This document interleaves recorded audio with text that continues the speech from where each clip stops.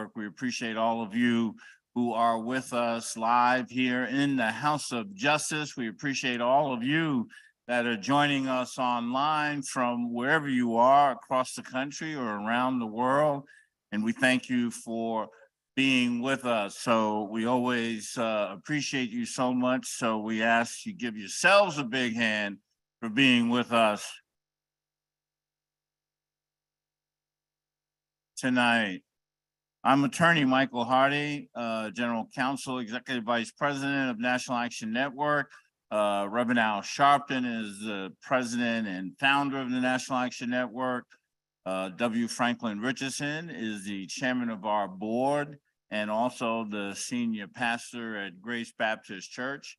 For those of you across the country, we are coming to you live from the House of Justice at 106 West 145th Street in the great village of Harlem, New York. And for those that know, you know, we're also here every Saturday morning with our Saturday Action Rally, and Reverend Sharpton is here just about every Saturday morning. There are very few Saturdays that Reverend Sharpton himself will miss in any year.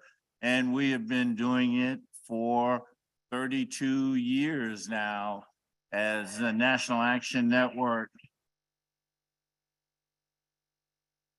continues to be on the front line. Of course, we want to thank everybody who participated in our national convention. We believe that it was a lot of effort, but we think it was a great turnout. And so we thank all of you who did come, and we thank everybody who also volunteered and really helped to make our convention a tremendous success this year. And of course, that's just kicking off the year. We've got a whole year to look forward to and so many things that are going to be rolling out. But one thing you all should have on your calendar is in August, the Saturday, August 26th of this year, we will be once again going to Washington, D.C. for the 60th anniversary of the historic March on Washington. Because as we have been pointing out, and as many of you probably partially why you're here tonight, we know that no matter where you are, frankly, no matter where you are in the world, but certainly no matter where you are in the United States, we know that the dream that so many fought and shed their blood for to lay the foundations for us to be able to have a life where we truly are appreciated, not only as citizens, but having the full and equal opportunity to pursue our dreams. That dream is certainly under threat, and it's on us to continue the fights that we need to have to ensure that we really can make America the more perfect union that it's supposed to aspire to be, and to continue to guarantee the rights that all of us should be able to have and exercise without trial and tribulation. So we will be going down to Washington for the 60th anniversary of the march.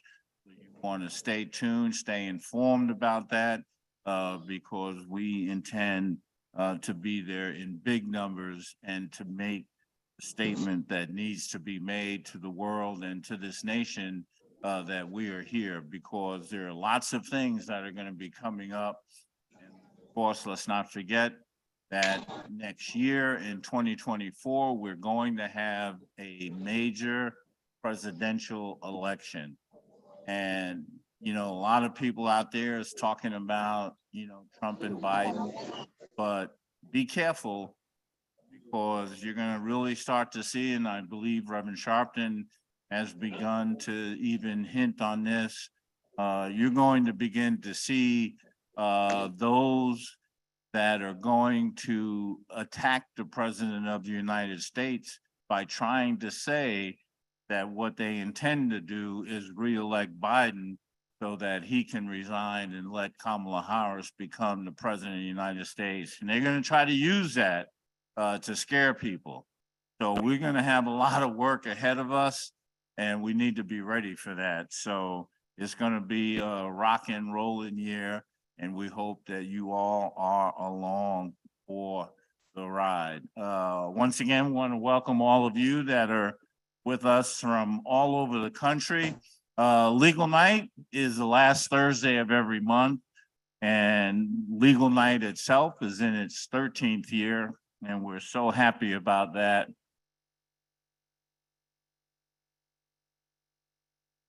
There are so many people in this room that are part of National Action Network that we could not make Legal Night happen without them. And that's everyone from Arthur Robinson, who's there in the back, Brother Mo, Sister Word, Katrina Jefferson, Derek Perkinson, who we will probably, I don't know if Derek is here, so we will hear from Derek. Of course, our new Director of Operations here in New York, Dr. Malcolm Bird, who's also the senior pastor of Mother AME Zion Church here in the great village of Harlem, and we'll be hearing from Pastor Bird also. Of course, our czar of connection, and that's Ashley Sharpton, and we so appreciate her. Of course, Patrice Perry is kind of our operations person, and Brother JT Trollinger of the Supreme Creative Team that makes all of these connections also happen. So you need to give all of them a big hand, because we couldn't do it without them. Sister Debbie Clark, who not only helps us here at Legal Night, but she's here all during the week as part of our crisis team. So you've got a lot of people working around the clock, basically, to help so many that are in need. Of course, we always thank the attorneys who volunteer for Legal Night, and we want to give them a big hand. We're happy to have with us tonight for our Legal Night. Attorney Kenneth Gilbert is in the house. He can raise his hand so you know who he is. Attorney Jeff Emden is in the house. There he is. Attorney Pete Gleason is in the house, and Pete Gleason will be giving us a presentation this evening, and we'll hear a little bit about that later on. You guys can let me know. I'm sure we have some of our attorneys that are online. Carmen Jack Giordano is online. Kyle Edmonds is online. And we have some others. Royce Russell will probably be joining us at some point, and he'll be online. So, you know, let's remember that the attorneys that are here for Legal Night give their time freely. They do not charge us. They do not charge you. And so we should give them a very big hand. I also know we have a couple of attorneys that are incognito in the audience, and if we have the need, we will call on them, but they're also here tonight to get a sense themselves of a little bit of what we do at Legal Night, and we appreciate them being here. I won't call them out tonight. You'll get to meet him in the future, but he certainly has a lot of knowledge of areas that may be of importance to some of you. So we appreciate that. Like we always say, you just never know who's going to show up at the House of Justice. So that's one of the reasons why people are always here for that. So, you know, we always do the Legal Night program in 3 parts. The first part, we always give a presentation.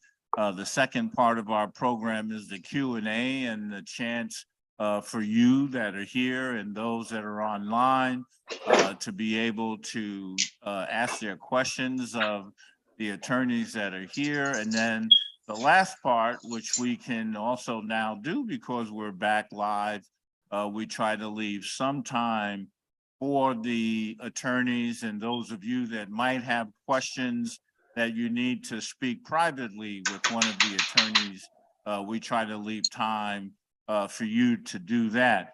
Let me also say, and again, one of the great things, well, let me back up. The pandemic was a difficult period for so many people, but in times of difficulty is always when people step up and figure out how to use the environment that you're in. And one of the great things actually that came out of the whole pandemic when we were forced to be on Zoom was learning how to use Zoom to bring other people from across the country into the whole Legal Night experience. And it's been a tremendous success. We have so many that are on with us tonight. And one of the things that we are going to do, and I'm also saying this while I'm kind of also giving the instructions to the attorneys, we want those of you that are on Zoom to also feel free to type in questions into the chat room, because the attorneys that we have on Zoom, when we are going through the Q&As, can probably also help answer some of your questions. So if you type a question in, the attorneys that are on with us tonight on Zoom, they'll be checking that chat room, and will, if they are in a position and it's within their knowledge to give a response to those questions, we'll try to answer some of those questions that are on Zoom by the attorneys that are joining us on Zoom. So that's what we want to start doing tonight. We're trying to figure out, how to really maximize the use of all of you that are participating across the country on Zoom to, use everything, and therefore also use the attorneys that are going to be on Zoom. Lastly, and sadly, we would be remiss if we did not give thanks for a life well lived and a person who contributed so much to so many, and that's the late Honorable great Harry Belafonte.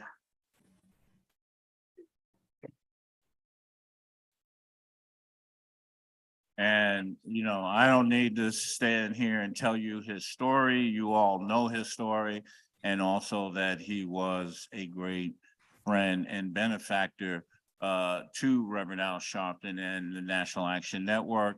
And we also want to give our thoughts, our condolences, and our prayers to the family of Alton H. Maddox Jr.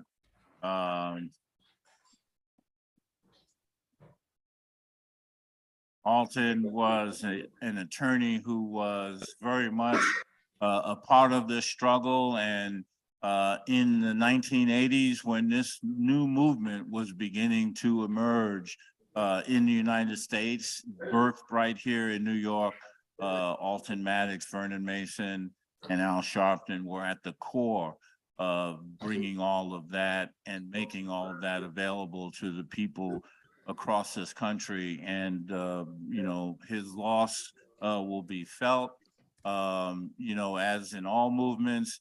Everything is never rosy between everything, but Alton, paid his dues to this movement, and he will be missed. And we want to, again, ensure and give our thanks and our prayers and condolences to his family. For those that know Alton, I believe there'll be information circulating with regard to the services for him, which I know will be happening at Abyssinian Baptist Church on Monday morning. What Monday is May 1st, is that right? Yeah. May Day. May Day. There you go. Happening on May Day. Alton will have appreciation for that on May Day also. So with all of that said, let's try to close. Again, remember, and we'll repeat this when we get to the Q&A. Always remember during the Q&A, is you're not the only one that will be asking questions. So, try to remember that as we listen to the presentations and as you prepare for yourself to participate, try to get what it is that you may want to share and have it as concise and organized as you can. So both you and the attorneys can efficiently address those issues so we can get as much in as we can. And we're off to a great start. I'm telling you right now that we're gonna have a sharp end at 9 p.m. So we've got a lot to do, a lot to cover, and should have sufficient time for that. So with that said, and as I said, we do the program in 3 parts. The first part is our presentation, and we are very pleased tonight to have Attorney Pete Gleason give us our presentation tonight. Pete will be talking about sovereign immunity and civil rights, and we want to welcome him. I always call him Courageous Pete. I'll tell you why later, but right now, Attorney Pete Gleason.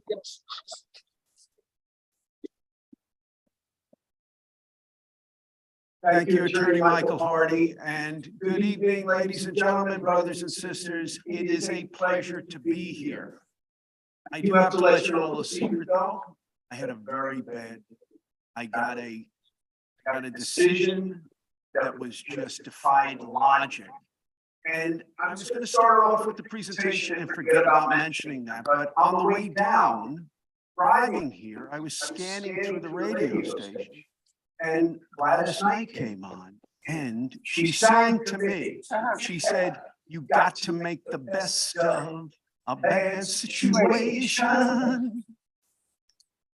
And I got to tell you, this is a case, before I get into the sovereign immunity, this has something to do with sovereign immunity. This is a case out of Rockland County, right across the GW Bridge up the Palisade. And you need to know, you need not know more than the following about Rockland County. They got a community up there, Spring Valley and Ramapo. And there is a high concentration of African Americans up there. And what's a ticket to the next rung on the ladder of success is sports. They took over the school board and they abolished the sports. That's outrageous. And the case that I had up there,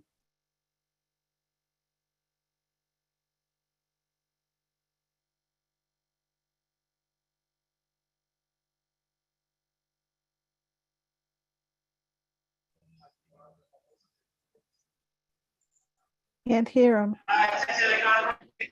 Your travel answer, airline flight 1314, destination Denver. There has been a gate change, your new departure is G12. Once again, ladies and gentlemen, if you are traveling up here.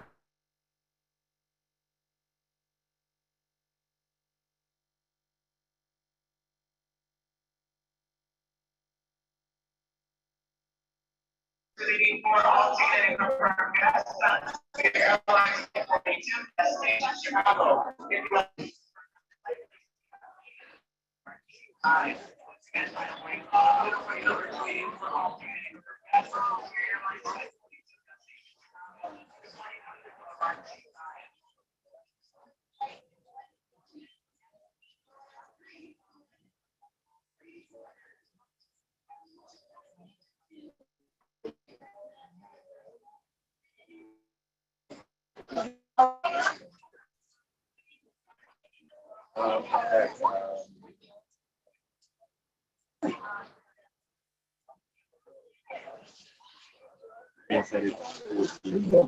One second, I'm just gonna ask him a question.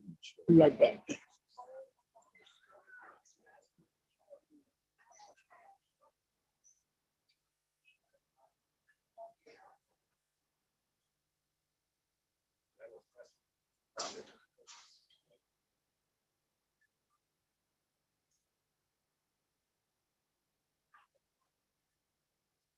Wait, you waiting to ask a question?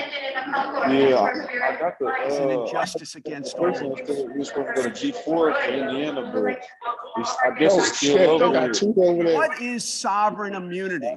Sovereign immunity is a legal Okay, doctrine that yeah, yours states is a first. government I'm and its coming to talk about the agencies Chicago ones. cannot be held Yeah, yours is liable rolling up now. for their actions in most circumstances. We Yeah, see, to go up there and take soil. NYPD getting away with whatever they want to do in in a lot of circumstances, until the people join together and stand up and say, we will not tolerate this. We saw the FDNY with their systemic racism for well over 100 years, until people joined together and said, not now, not here, not ever. All loading up now. While the federal government enjoys sovereign immunity, each state has its own laws and policies regarding the scope of immunity. So I'll put it in context where it's local. In the city of New York, if you are the victim of a violation of your civil rights or any misconduct by the police or any other agency, you have the right to file a notice of claim. That puts the city on notice. You have 90 days from the event. It's a very small window. And then after that 90 days, you only have a year and 20 days to sue, to bring that into court. The city in that 90 days is supposed to try and adjudicate this. This was fought for by people well before us that said, time out.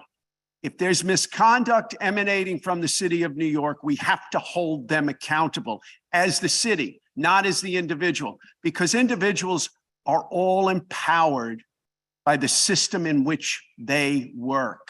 Nobody wakes up and says, I'm going to violate somebody's rights. They wake up and say, if he or she can get away with this, I can get away with this. And this is what I'm encountering up in Rockland County right now. It is outrageous, but Gladys Knight spoke to me and said, you got to make the best of a bad situation. You got to keep it on. So claims against the federal government must be brought under what they call the Federal Torts Claims Act. So you can go online and you can see that. But we need, in order to understand anything, have to understand its DNA. And the DNA of sovereign immunity is the idea that the sovereign, whether it's the king or anybody else, is immune from civil suit or criminal prosecution dates back centuries. We as a society keep chipping away at that, which is a good thing because it empowers the people. It speaks truth to justice. We have to stand united or we'll fall divided. So in England, the doctrine of sovereign immunity developed out of the feudal system. Feudal system was nothing more than indentured servitude. Everybody knew their position in society. There was no climbing up the rungs of society. As I mentioned, in Spring Valley and Ramapo, they're taking away the ladder for people to build themselves up in chosen professions. They're taking away opportunity to line their own pockets, to increase their own political largesse. We have to stand up against that. The concept of sovereign immunity was first established in this country in 1793 under the Supreme Court case Chisholm v. Georgia. In that case, the court held Georgia could not be sued without its consent. Could you imagine going to the NYPD, any other city agency, and said, excuse me, may I sue you? Program I had to go through. You would get laughed out of that building. And the thing that has always driven me crazy, not as a lawyer, but as somebody who was a cop and a firefighter and a military officer, is once you have that cloak of authority wrapped around you, you're immune from any scrutiny. In the military, as an officer, I was in wardrooms listening to some of the most despicable language against the enlisted ranks. And I'm like, this is not the place I want to be. Because if you speak up about it, guess what happens? There goes your career dissipation life. I just moved away from the situation. As a lawyer now, I'm able to engage this. I'm able to say, Judge, what you're doing is wrong. And I may not win at the appellate division, but I'm going to put it on paper and it's there forever. And I have to tell you, one of the greatest inspirations while I was a police officer was seeing Reverend Al Sharpton in the streets with the people. And I said, this man knows what he's doing. He went from preaching in the streets to the White House. And God bless him for that. God bless him for that, because that's an inspiration. And he's doing it for the better good for society. He's raising the tough issues and getting the tough answers. And people, some of the establishment fight against that because they're fighting against their own. It goes back to the feudal system. Wait a minute, wait a minute. You don't belong in this area of society. Reverend Sharpton says, I'll kick the door down. God bless him. So I'm now going to bring it to a Supreme Court case, Baker v. Carter. Who's Baker? Baker v. Carr. Who's Baker? Who's Carr? Who knows? Happened in 1962, but it was the precursor to what's going on today. Charles Baker, a resident of an urban neighborhood in Tennessee. We know something's going on in Tennessee today, right? Got the Tennessee 2, the Tennessee 3, whatever the press is referring to them at the moment. Filed suit in federal court against Joe Carr, then Secretary of State of Tennessee. Baker sought a court injunction to postpone elections until the state had fulfilled its duty to reapportion its legislative districts, which it had not done since 1901. I mean, have we all put together puzzles? Sometimes the election map would put a 10,000-piece puzzle to shame. They carve out areas. Historically, they were carving out areas to disenfranchise the African-American vote, and that is not going to be tolerated. Though the Tennessee Constitution required that reapportionment be carried out every 10 years, nothing to see here.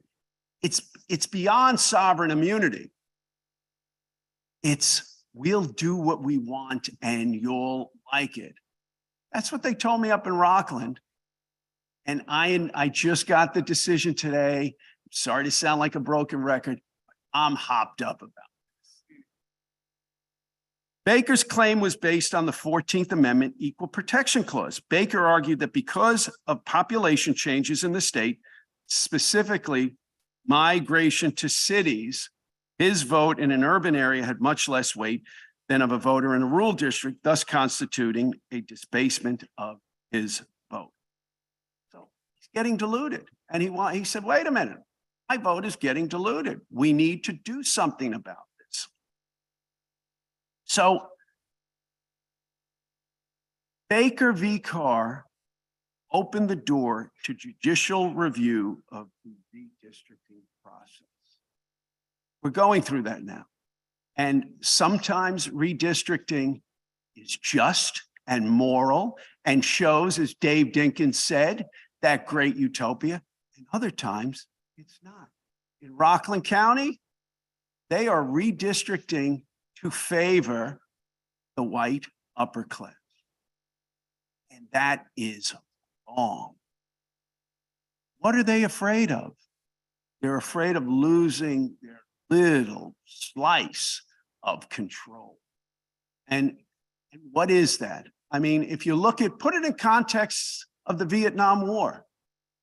The Vietnam War came into predominantly African-American men and drafted these young men to an unjust war. And many of them came home, I'm sorry to say, in body bags. For what? Fighting over a dusty old hill. It's a disgrace. And it continues through this day with this military industrial complex. And Eisenhower warned us about the military. He said we have to pull the reins back on because the military will exploit and kill. And he was right. He was right. Look at Vietnam. Look at what is happening today in the streets. This is all because the king was able to do it, or in the US context, George W. Bush was able to go on this crusade. We're looking in the streets now, and we have a mental health crisis. And I have to be totally blunt with you. I was a big fan of Bill de Blasio. After his administration was over, there was $800 million in money missing for the mental health initiative. The people, yes, and it is disgraceful. Money needs to go where it's supposed to go to help us, because if you help your brother along the way, you help yourself.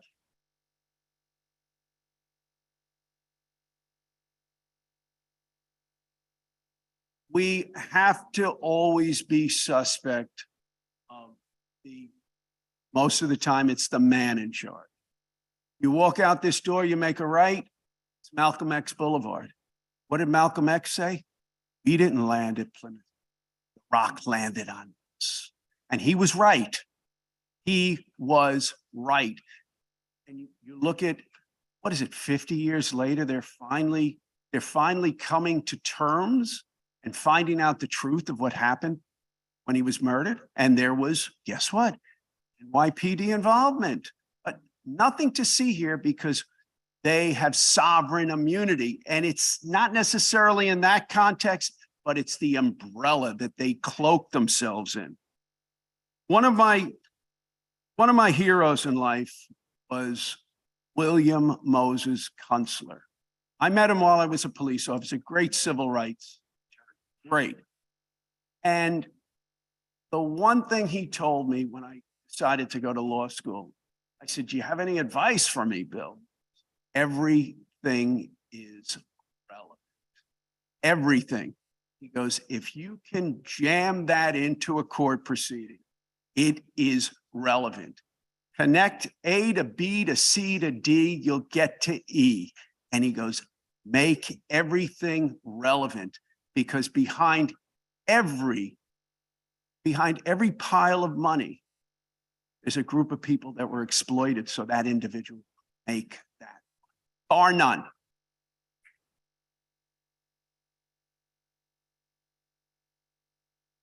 In closing, I'd like to read to you something that Bill Kunstler used to read every year. I believe it was at the anniversary of the Kent State shooting. And it's about an organized society. And that's the terrible myth of an organized society, that everything that's done, the established system, is legal. And that word has a powerful psychological impact. It makes people believe that there is an order to life and an order to the system, and that a person who goes through this order and is convicted has gotten all that is due to him, and therefore society can turn off its conscience and look the other way. And that's the terrible thing about many past trials. They have an aura of legitimacy, an aura of legality. I suspect better men than the world has known, and more of them have gone to their deaths through a legal system, even though all the illegalities in the system of man. 6 million people killed during World War II. Legal. Sacco and Vizeni, that was a civil rights case. Quite legal. The Haymarket defendants, legal. The 100 of rape trials throughout the South where Black men were condemned to death, were all under the auspices of legality. We know they weren't legal. We know they weren't moral, but we know it happened. And what does society want to do? They want to brush it under the rug. Jesus, legal. Socrates, legal. And that is the kaleidoscopic nature of what we live through here and in other places, because all tyrants learn that it is far better to do this thing through some semblance of legality than to do it without that pretext. So keep the faith. Gladys Knight said, keep on keeping. God bless. I love you. All right. B. Gleason, thank you for that. And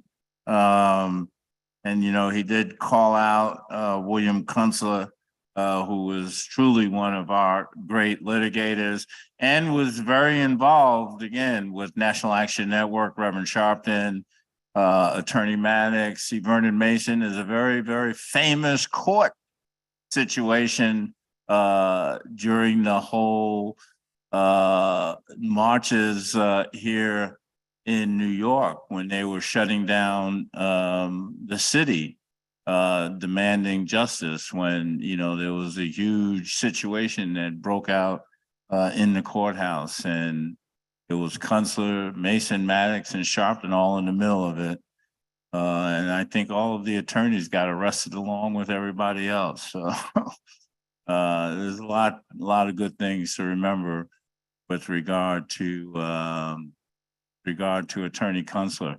But you know, right now I do want to bring up the Director of Operations for National Action Network, and that is the Senior Pastor of Mother AME Zion Church, Dr. Malcolm Byrd.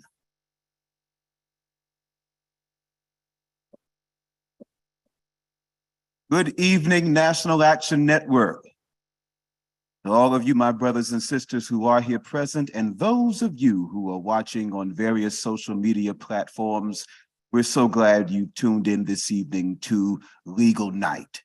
Allow me to issue to you a very brief 10-second apology for my attire.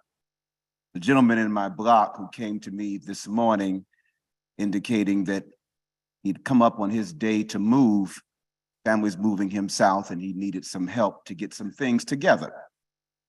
So I said, all right, give me a few hours, I'll get some guys to go over and help you.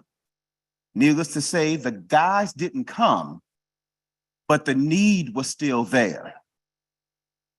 And so I'm of the mind, don't send anyone to do in your community what you can do yourself. I blinked my eye, Attorney Hardy, and it was 6:45. And so here I am standing here as the moving guy here at Legal Night. Aren't you glad that you're here tonight? Attorney Hardy as our convener, the Reverend Al Sharpton as our founder and president, you're in the right place because the National Action Network cares a great deal about you and your situation. So you coming to Legal Night is not only something great for you, but it is proof that this organization exists so that you will always know what your rights are and that you will always know the access that you have to the justice you deserve.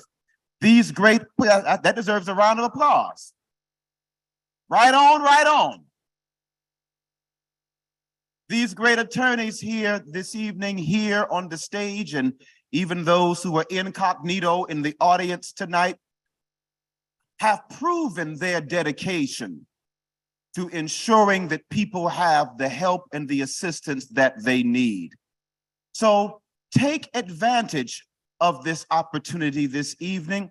Gather all of the information you can, receive all of the tips that you can to ensure that whatever the issue is, you will remember that you were seated in the National Action Network House of Justice. You were tuned in to this Legal Night broadcast when the door of justice and opportunity was open for you. God bless you for attending, and may your issue come to a swift remedy. God bless you. Reverend Dr. Malcolm Byrd. Now y'all know why I put him up second, because Pete would have been cursing me out. Like, why would you put me up after Malcolm Byrd?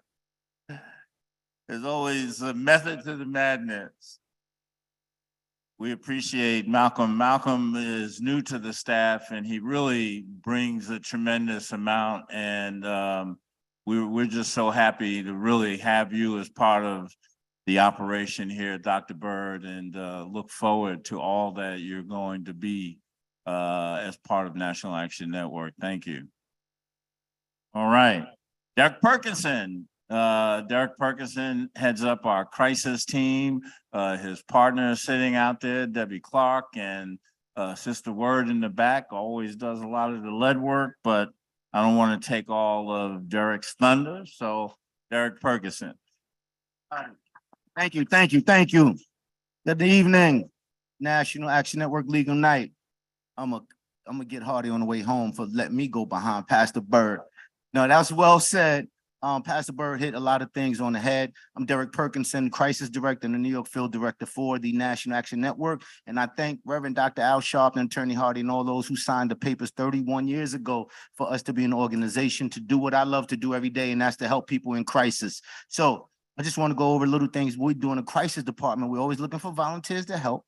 And I always want to encourage you guys to become a member of the National Action Network. It's only $25 for the whole year, and join a chapter, join a committee, and that's how we do the work. So you guys have a lot of skill sets in your background. So please come and we can use you.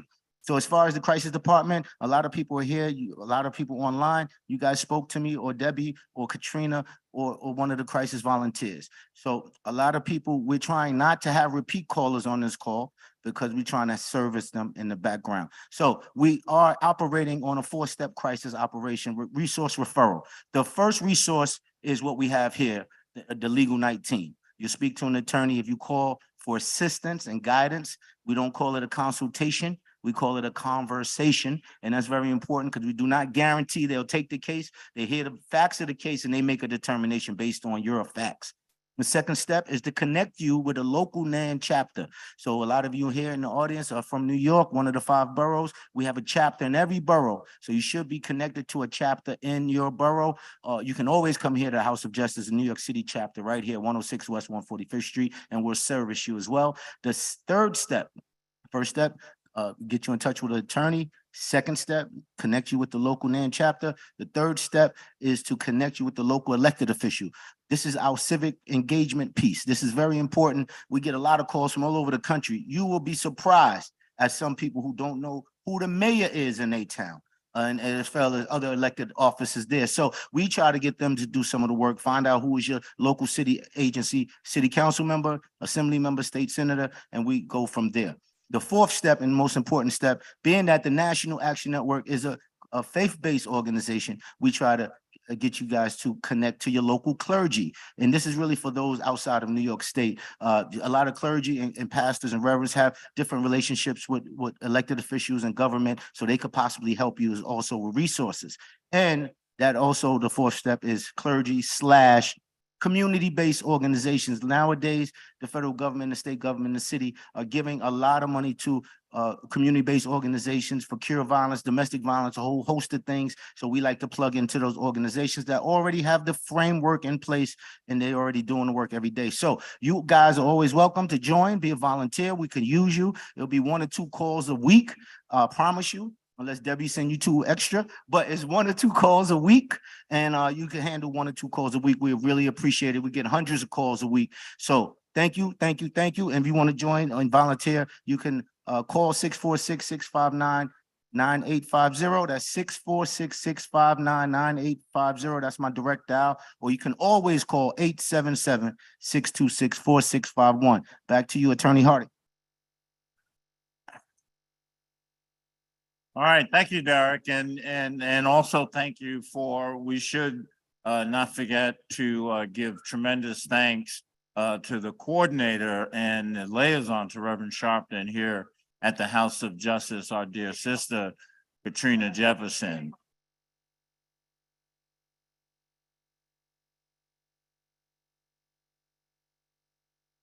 I'm just gonna say hello from here. I look like Hardy. You did not tell me you was calling on me. But good evening, everyone. Welcome to our home. And now that you're here, this is your home as well.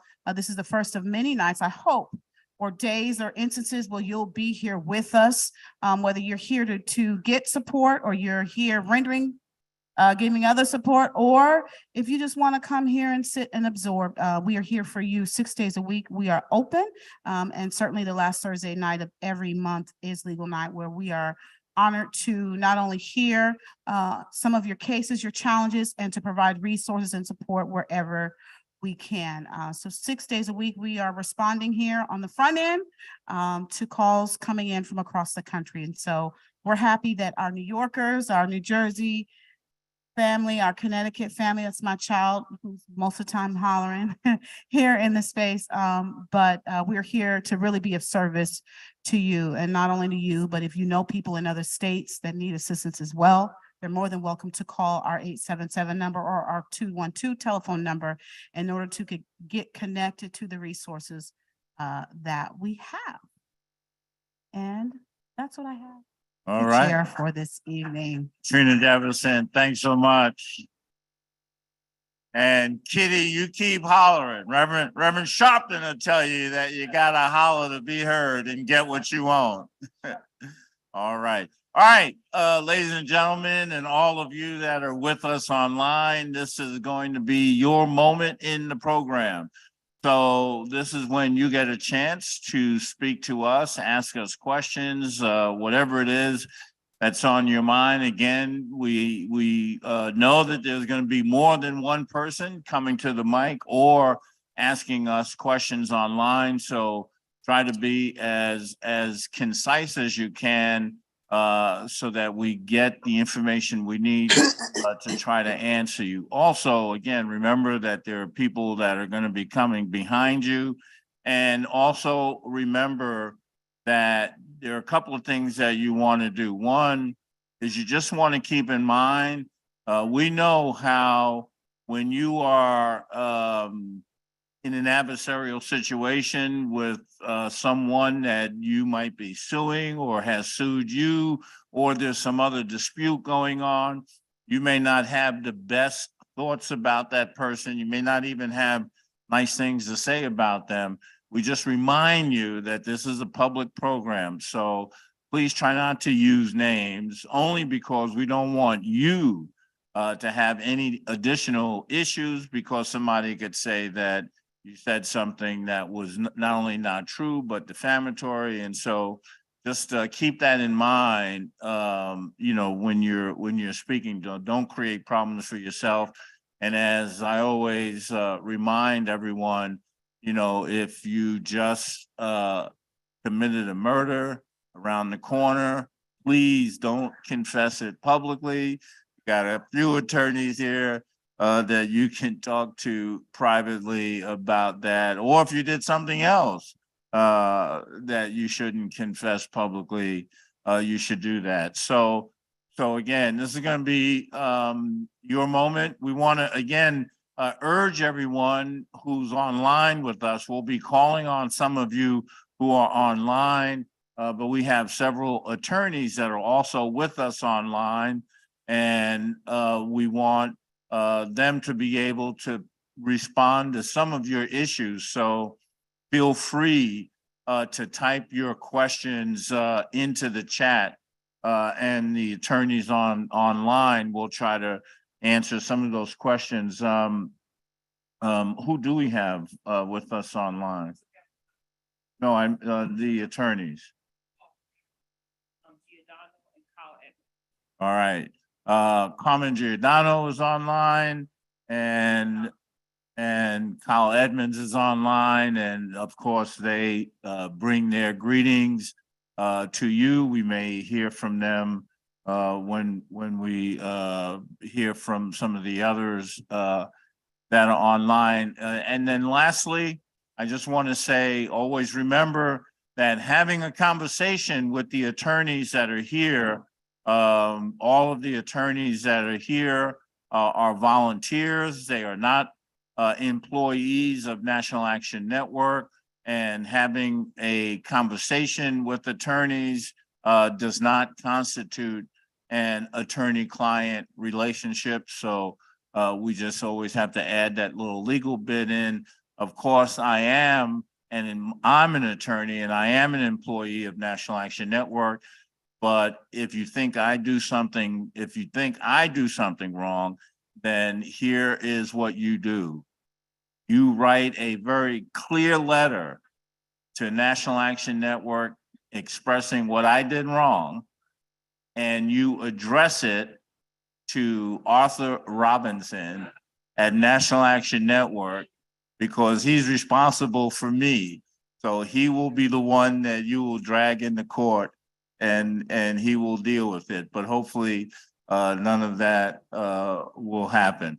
All right, so we're gonna take the first couple of people live, and then you're lining up the next couple that'll be online. And again, be interactive, everyone that's joining us online.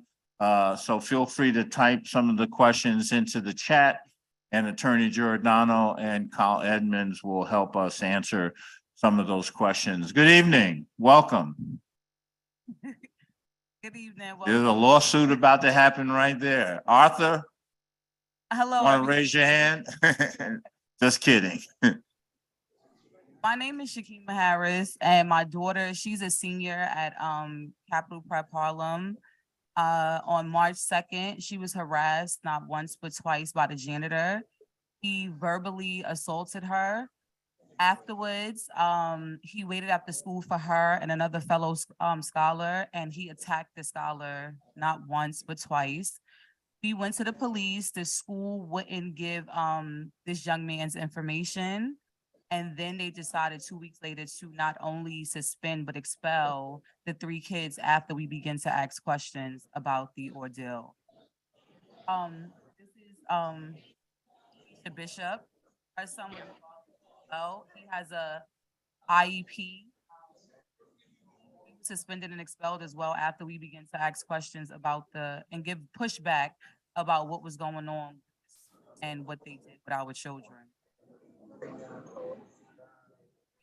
For an attorney to assist us. Okay. Anyone want to ask some questions? The use of the attorney. Try to figure out how we can hold them accountable for policy that they aren't following and not giving out instructions. Haven't currently been able to because a requirement to go to school is to have a transcript. They are denying us, well, they're denying me and the other young man.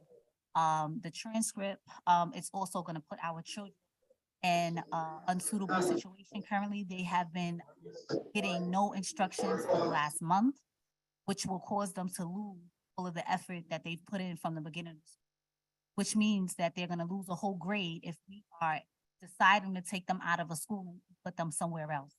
So we're struggling with that.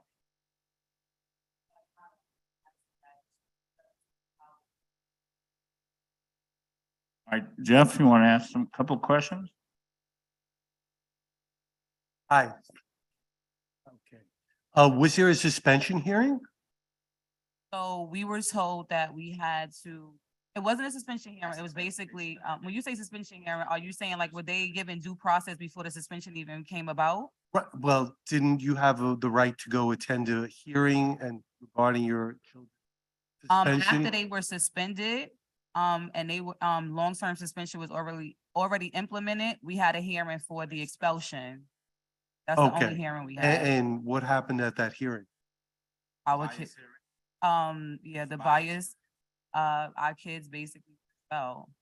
No, were you given an opportunity to present evidence? Did So they? we were given the opportunity to, present the evidence, and you were basically told, honestly, they could do what they want.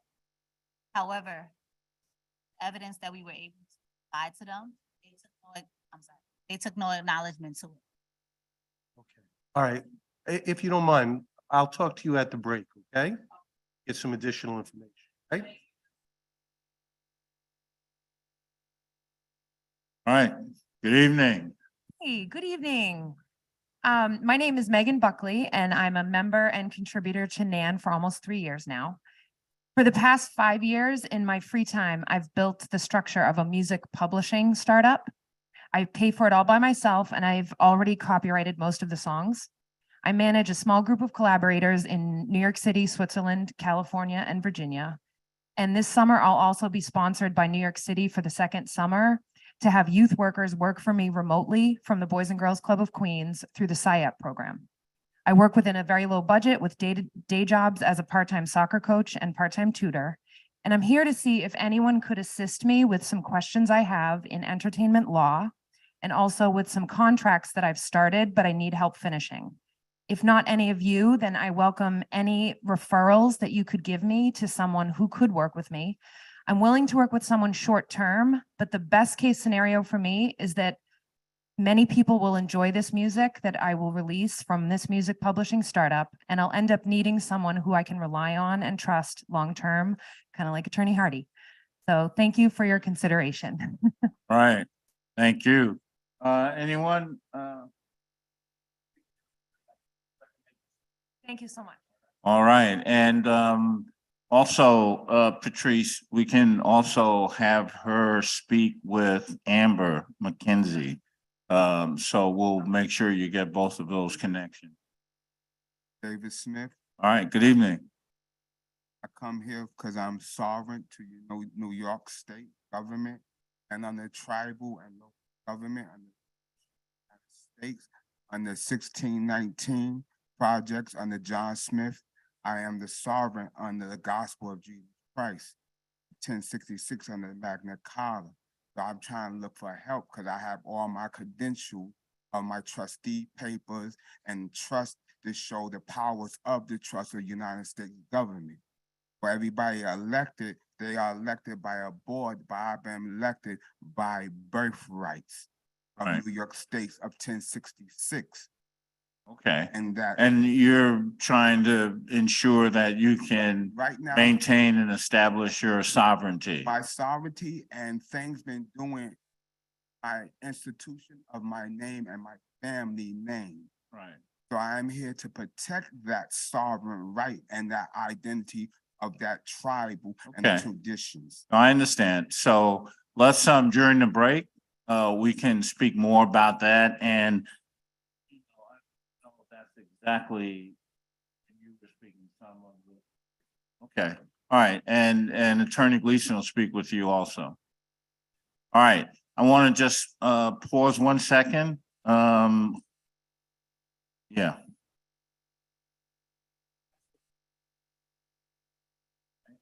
So we're gonna, we have a person from Pensacola, Florida. Yes, sir. Demetric Adams, is that the name? Yes, sir, that's correct. How are y'all doing, sir? I was just, reaching out Good to evening. y'all. Good evening, good evening. Yes, I was reaching out to y'all. I was trying to get representation on a civil rights matter. The cases with the FBI of Jacksonville, Florida Bureau. They have the case. I haven't heard anything from them, regarding my claim. I was just looking for like attorney representation to do a follow-up, legally, so I won't be any obstruction of justice. I just rather get an attorney to, to do the follow-up, tell me what's going on and let me know what is the next step in my claim. Okay, So you're looking for an attorney in Florida. What was Yes, the sir. underlying situation again? I'm sorry. It's you know, I can go into like deep details about it, but you know, I feel like I didn't come up there simply because like the trip was kind of expensive. You know, Yeah, no, basically, right, and I just that's went why ahead and we're doing it like this, so cor- you correct. can be here Yeah, without making that trip. yeah, right, yes, sir. And I would like to come up there to speak with y'all in person about it. It's more like legitimate, but I mean, it's it's a simple follow up. Just as attorney just picking up the phone, calling the agent Mike. That's the FBI agent's name. I haven't heard from him. He said he would reach back out to me shortly, but never did. I know he's investigating things like that, and statute of limitations were on time. But the attorney should be able to elaborate more on the merits of that situation by getting back to me on it. Because like I said, I haven't, I've talked to him and I've wrote him letters and stuff like that, just as well as Reverend Al Sharpton, and just government officials in general. But it's basically reputation is everything. I'm basically just needing an attorney to represent me on my behalf, to tell me what's going on with that case that the FBI of Jacksonville Veru has. Okay. I want to just see what's going on, to proceed with the claim and all of that. Okay, so I think, do we have your information in the chat? Can you put your information in the chat? And Yes, then sir. we can have someone follow up with you in the morning tomorrow. And That's then fine. from there, we can then try to connect you with one of the attorneys that we work with in Florida. That sounds good. So do you want me to just put like my name and what other information do I need to You put in can the chat put, box? I would put the email, if you have an email, and a telephone number, if you have. Absolutely. Let me do that real fast for you, man. I appreciate that. All right, Derek. Thank you. All right, yeah, well, let's take the next. Okay. We have Henry Napke, who is coming to us from Ghana, West Africa. Just willing this team. He gets it out to Bray in the backcourt. Bray now brings it across against Jalen Brown. Bray in the middle, fires the three. Bang! Trae Young just hit it with one. Okay, we're trying to well. No! Do we have him? 16 points in this quarter. He scored the last 14. Oh, but we need to hear him. He needs to tell us what. We know we're down a big piece of more than we want to play game 6, so we want to go back home and have them with us. All right. Okay, so let him get it together. Yes, sir. We're gonna go back. Okay, hi, Nan family. How y'all doing? I'm a member of the NAN and plus publisher of New York Global Magazine. We did a great write-up on loudmouth in this current issue, so we can have one for the Reverend. But my issue is I had a fleet of limousines, and when they was doing compressed natural gas for the clean emission and all that good stuff. So now that I kind of just have one, I'm trying to get it converted because the stations, they had stations all over. When they was first came out with compressed natural gas, they were telling us, you ain't got to worry about that. You can go to any gas pump, but that's not this. They shut them down. They're hard to find.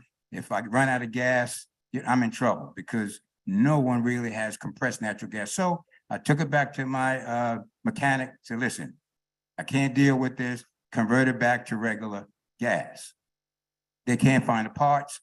I'm being ticketed every time he takes it out to move another car. I'm being ticketed. So I'm at a loss right now. How can I stop getting ticketed? They plan on towing the car. The mechanic can't find parts to convert it back to regular gas.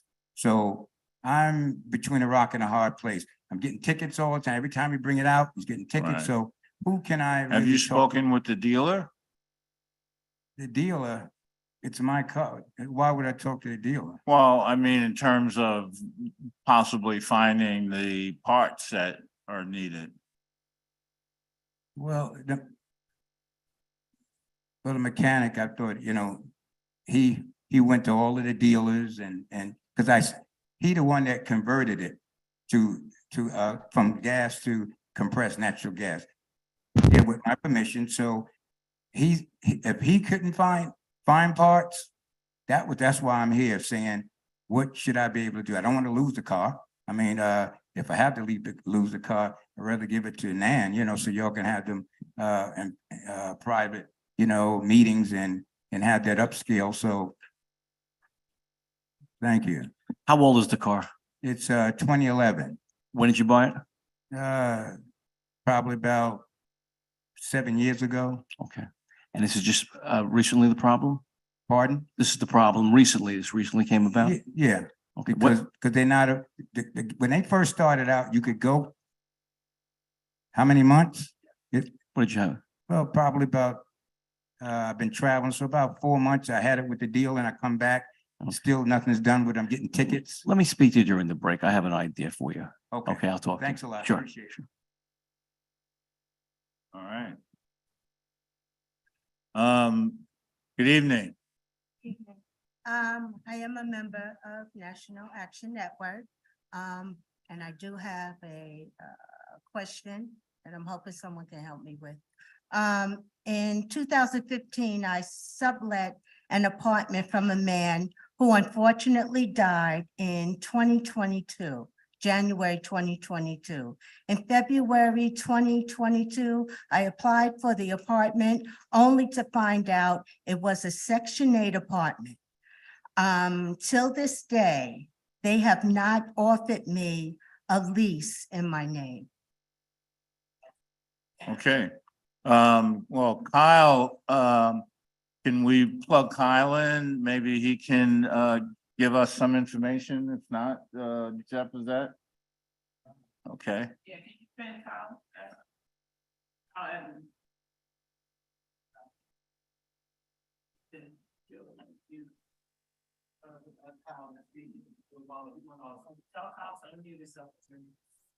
All right, Kyle, unmute yourself. Okay, There he is. All right. I'm sorry. Could you just briefly repeat that? Nice. In 2015, I sublet an apartment from a man who unfortunately died in January 2022.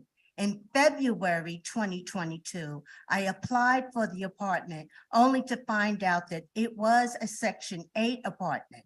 Till this day, they have not offered me a lease in my name. Okay.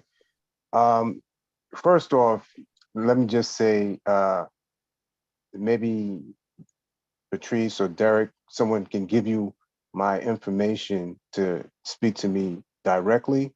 But in general, you may not have the same rights as the tenant of record at the time, but that's something that we can further discuss.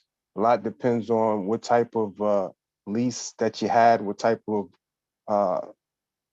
landlord. Was this a market rate apartment? There are a number of factors that we can get more into detail with upon you getting my information and discussing it more in private. All right. Attorney Edmonds, thank you for that. And we will make sure that she gets your information. All right. We've got the next question from online. I need to speak to an attorney. All right. Reverend Jerome Fordham, you with us?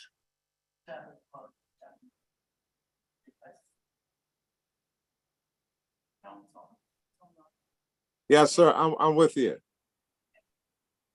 All right. All right. Yes, I'm here. Tell us your question. Oh, I don't have a question. I'm sorry, I don't have a question.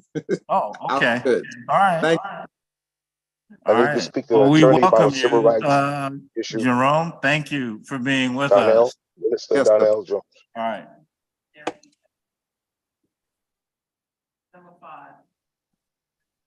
All right, Darian Kelly.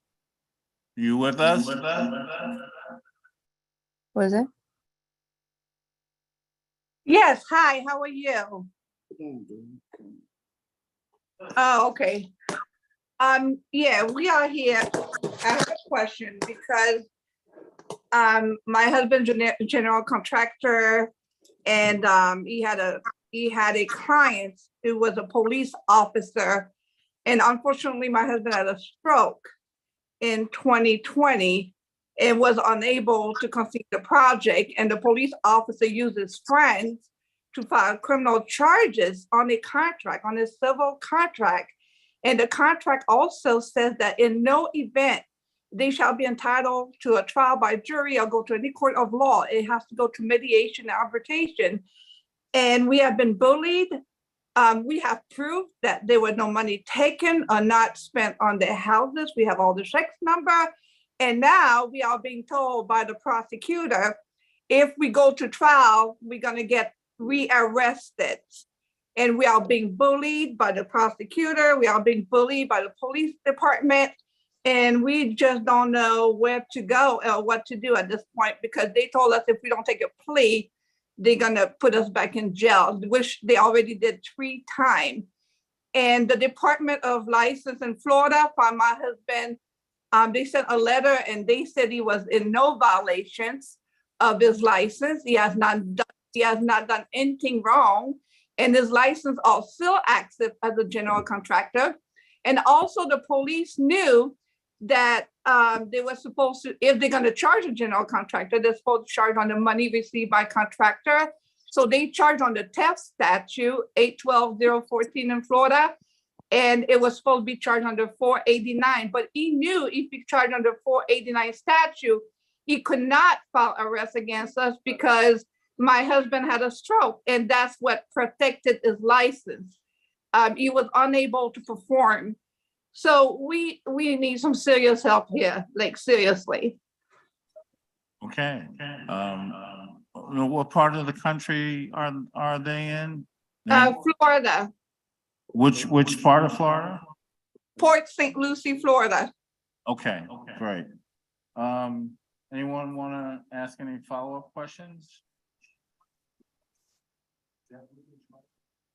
Okay. Are you charged with the larceny? Yes, they put charge on grand theft, which we have proved there's no theft. They charge us with First degree. first degree, and then they remove, and they recently they just removed a first degree grand theft on me for 100,000 or more. For 3 years now. And yeah, it's been going on for 3 years. And the judge now, he wants to set up trial, but we are told if we go to trial, we're gonna get rearrested. If you go to trial, you're going to be re-arrested. Yeah, the prosecutor said he's gonna rearrest us. So, first of all, when you are charged with a crime, it usually has to have a criminal intent. So Correct. what you're saying is that your husband had full intent to complete the project, but was unable to do it due to his health reasons. So I don't see how that criminal charge will be sustained if you go to trial. The unfortunate thing is that you probably will have to go to trial.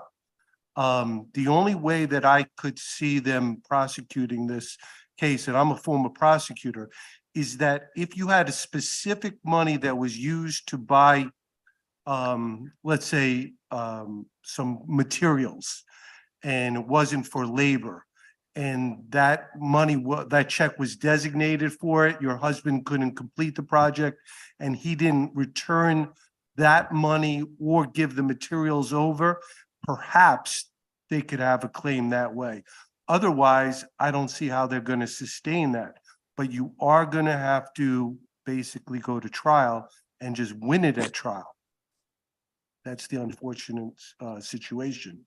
As a prosecutor, I would not have prosecuted this case. Sounds like a civil case, if anything. It's an And unfortunate we situation. also have a contract. We have a contract and the contract called for mediation and arbitrations, and they have not followed the contract. Well, the mediation and arbitration is on the civil matter. If they deem it a criminal offense, the prosecutor's office is not bound by that contract. Wow, okay. Okay, I'm sorry, but I'm not admitted in Florida, so you may need to consult local counsel there. Because I don't know all the Florida laws, so I'm really giving you advice based on New York state law. Is there anybody else there? Is there anyone that we can contact or contact us about this? Yeah, I just turned it down. So, all right. So, what you should do is we need to get your information. So if you could put it in the chat, then we can have, an attorney in Florida, follow up with you. That's also in the Port St. Lucie area. Cause you said Port St. Lucie, is that what she said? That's correct. All That's right, correct. so we Yeah. will do that. And so just make sure we have it in the chat and we'll follow up with you in the morning. And make sure you have your number there. This way we can also call you tomorrow to begin to make arrangements for that. All right, thank you. Thank you. Thank you. All right, good evening. Good evening. Thank you. All right, now, before you start, I'm gonna ask you to be very, very concise, okay? Yes. Okay, thank you. I also want to thank God for Harry Belafonte, who is a civil rights and a celebrity and a star and an actor, that we lost him. And I am a person who my family were part of the Native Americans and the founding fathers.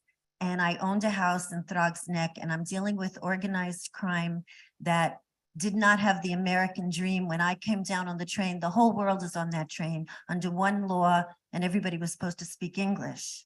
And I was exploited many times in my life. I'm a Marine amphibian, and I was impersonated to Ghana, to the UN, and to the Vatican. Ghana lost. It was a monarch. It became a republic, and Shirley Temple Black went there. First, she was in West Point, or Shirley Temple Agar, because Fort Schuyler in the Bronx is maritime. That's the Marians. It's St. Mary's Pentagon. So I'm impersonated, and I owned a house. And what happened is, first of all, I was Ann Esposito, $60 million a case, and they impersonated me. And I have a judgment, and I need to claim that, do what I have to do to get the money from that. Not the 60,000, but they made it less. And they made Okay. Cinemax and broke up TV. So you have But a I claim called- that you want to have- follow up on. yes. That's one. And I'm dealing with all my elected officials. I wrote to Nan. I have obstruction of justice in higher ed. I'm a teacher. I work for the Department of Elections too, Board of Elections. And I have one salary, one payroll ID. There's no checks and We don't have balances. to get on the goddamn So I'm video. about civil Stop fucking structure. with- Civil is about money, alphanumeric, and Because I computer know, system. I don't know how to get Everything on has that to video. match. So I you owned a hit the wrong house. I button. called 911. If you A knew what you were cop doing, you arrested savvy a with that shit. neighbor, You'd have been became boom. friends with my aunt, and when You'd she have was in the known. hospital. You- Please illegally make sure changed you her are address to borrow muted. money from Please JP make Morgan sure that Chase. you are I made a muted. police Don't fuck report. with They forged the Right. police Okay. report and tried to make me All look right. crazy. So wait, there's a girl that looks like my daughter and is impersonating my daughter. And my daughter lived in my house, and I never had a mortgage, and I need to go home, and nobody is helping me. Right, okay. So again, you're here, so this way we can follow up with you when we take the break, okay? Thank you. All right, good evening. Joel, you want to take the next couple? Yeah, I'm trying to. Good evening, sir. Oh, I'm sorry. I'm trying to secure a lawyer because I'm one of the few people that didn't take advantage of the World Trade Center. Okay. So I'm trying to get me a lawyer now. I was working for the Board of Elections at the time. At Broome Were Street. you around 9/11? Yeah. Okay. Yeah. So And- I'm trying to secure a lawyer for, Sure. I've worked with some attorneys that have handled a lot of 9/11 cases, World Trade Center cases. Where were you working at the time? Working for the Board of Elections. Where and were I you was Broome stationed? Street, Broome Street. Okay, Huffman Foundation. close enough. Yeah. Why don't we do this? I want to talk to you during the break, and I'm going to give you the name of one of my colleagues that I've worked with on a lot of 9/11 cases. Okay, excellent. Okay? Perfect. Thank you, during the break. Okay. Good evening. Good evening. My name is Grace Wilson Marshall, and I want to thank Mr. Derek for inviting me here today. The reason I'm here today is I just did the math, and it is 757 days since I have last seen my two youngest children. My son is 13 years old, and my baby girl is now 4 and 10 months. My ex-husband launched a conspiracy against me in the state of Kentucky involving New York and New Hampshire. I am of Jamaican nationality, so is our dearly beloved Harry Belafonte parents. My children have Jamaican parentage and, of course, Jamaican citizenship by descent under the Jamaican Constitution.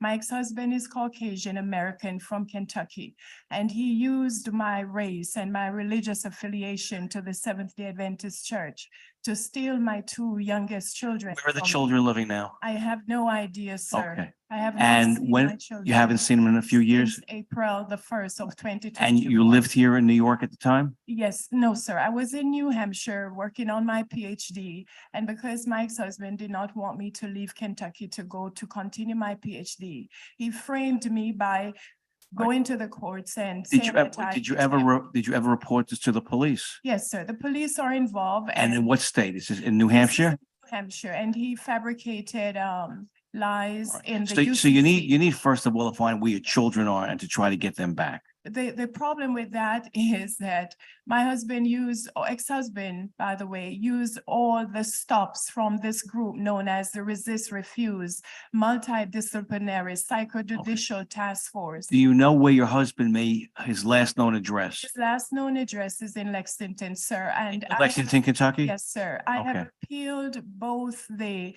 custody determination and the parenting time. They have literally fabricated false mental health against. Now, you me. had some sort of a court order or court judgment in New Hampshire? There was a court judgment in both New Hampshire and Kentucky. In New Hampshire, it was under the UCCJEA. They lied and claimed to the Dover. When was the date of the judgment in New It was on Hampshire? April the 1st under the UCCJEA. In New Hampshire? Yes, sir. When was the date in Kentucky? It was I believe it was July the 15th of. For the same 2022. relief? No, the finalization of the divorce was in July 15th. All right, no, wait, just wait. 2022. I'm trying to think of the quickest way to help you resolve this. Did you have the divorce in New Hampshire or the divorce in In Kentucky? Kentucky. The divorce was in Kentucky. Yes, sir. And as part of the divorce, were custody granted? No, sir. They fabricated false mental health records to use that to Okay. terminate. Have you ever contacted an attorney in the state of Kentucky? I have, and they've told me they will not get involved because it's a racial divorce and they don't want a part of it.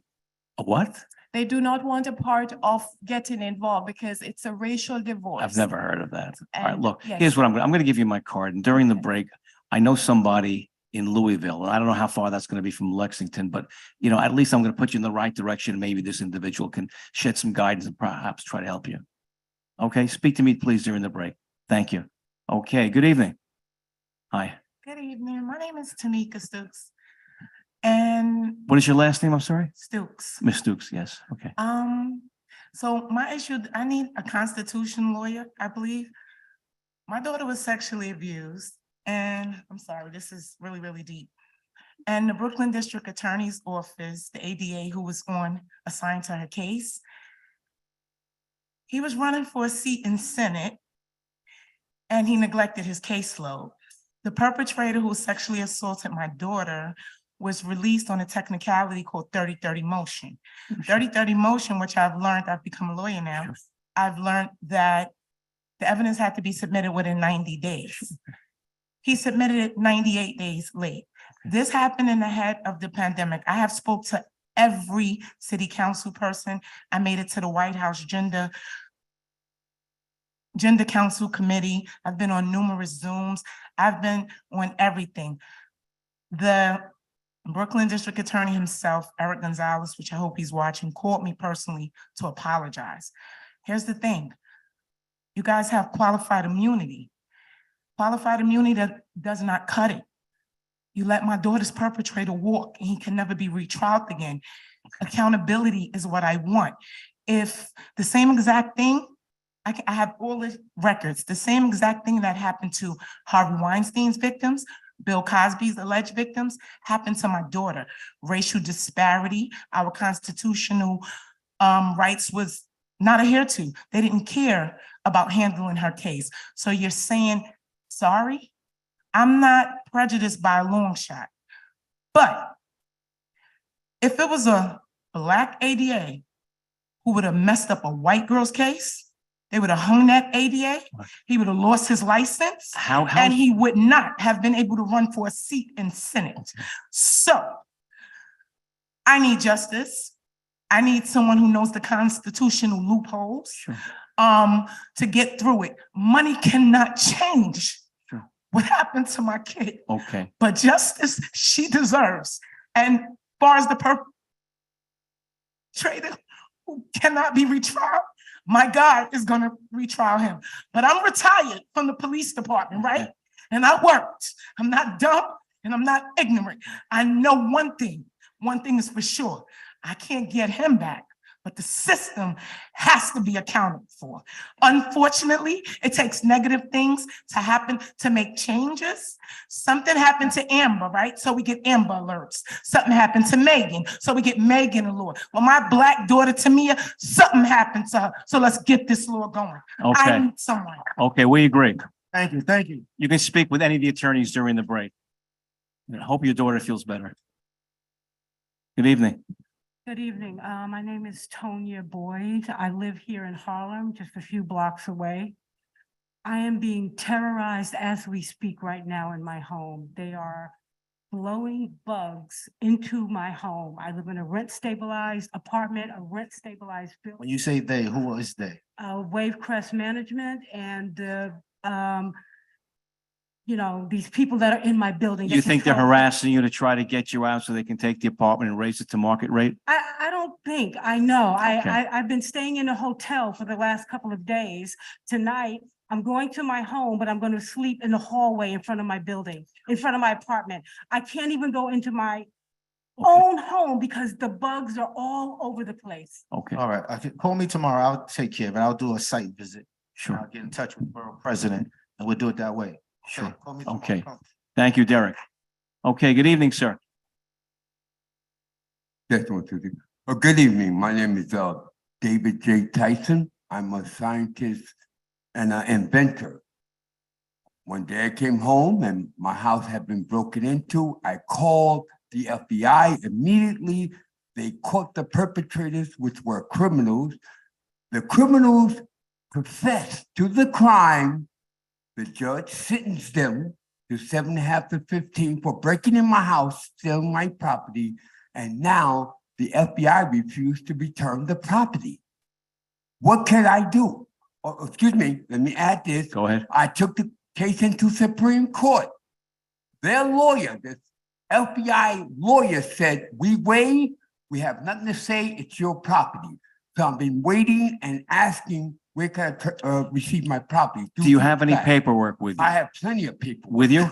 Yes. Okay. Why don't we just speak during the break? I'll take a quick look for Okay, you, thank okay? you. Sure, sure. Okay. Oh, this happened in 2005. And it's been on. Sure. Okay, let's just take a short break for a second and Sheena Sierra online. A Zoom call, number 7. Yes, I'm here. How you doing? Okay, good evening. Good evening. Good evening. I'm sorry. Can you hear Okay, me? how can we help you? I'm having an issue with the precinct. I recently was sexually harassed, I say as of yesterday, by an officer. He came, he made an advance at me. I had undercover officers who was present. They were there. He used his debit card to purchase drinks. He came with a box of condoms in his pocket. He also said that I should turn myself in because I had an iCard, and he was basically asking me to have sexual intercourse with him as a favor to clear the iCards. And where was this? This was in Brooklyn, New York. in Brooklyn. And this happened, when was this? Last evening. Last evening. And did you make a report at the precinct? Yes, Report him? Hello? Hello? yes, I did. Okay. And did you make a report with the Civilian Complaint Review Board? I haven't as of yet because there's several civilian complaint review board complaints at that precinct, and I was informed that when the complaint is made, they can see the person who's complaining, and I already have several officers I believe being retaliatory towards me and causing me to have an unsafe living environment in their community, and I don't feel safe even calling the Civilian Complaint Review Board because they would know that I called again. I'm I scared to think it's a even good idea call to again. call them. I think they'll investigate this, or you can contact Internal Affairs. Right, so the precinct that and something should be done reached out, about these they police were officers. present. They You are know, we all have a police former police officers. officer right here on the stage here. Maybe he can shed some wisdom about that. Pete?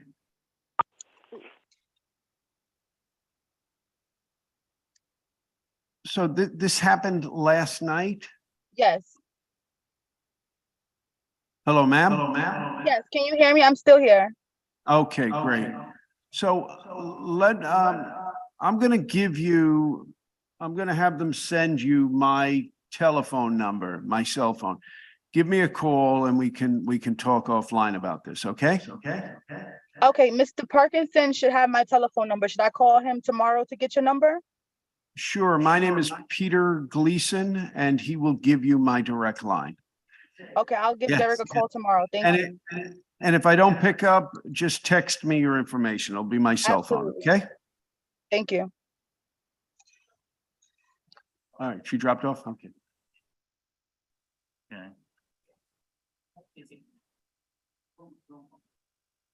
All right, we have, did we do number 8 yet? No. Oh, she dropped. Okay.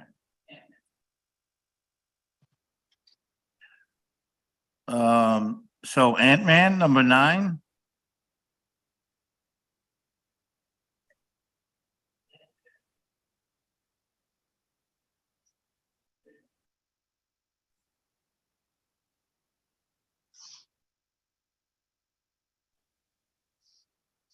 Hello?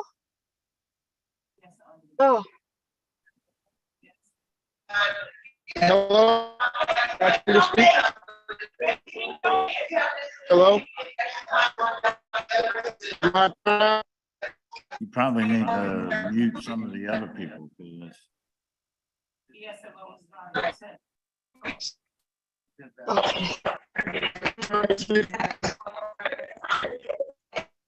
All right, and man, we're gonna come back to you. Okay, good evening. Good evening. My name is, good evening. My name is Mr. Franks. I'm looking for civil reputation. I have in my hand 9 dispositions of, I have 9 dispositions from out the Bronx, under the wrong name, under the wrong date of birth that somehow appeared on my rap sheet. This has caused me to be homeless, and unemployed. And I'm looking for civil reputation so I could put in a claim, a claim. Okay. So here's what we'll do. During the break, I'm gonna ask Attorney Gilbert to maybe take a look at those papers. And we'll do it that way, I appreciate okay? it. Yes, So sir. as soon as we take the break, he'll be able to do Thank you, that. sir. Thank Good evening. Good evening. My name is James F. Howard. I'm a member of NAN. I have a trust and I had properties put under my care in the trust. But suddenly last year, one of the owners of the properties passed away and she had no will when she died. So I was trying to take care of the property, but the public administrator told me I had no rights to the property anymore because the power of attorney expired when she died. However, I keep having bills sent to me to take care of the property when I was told I had no rights to it.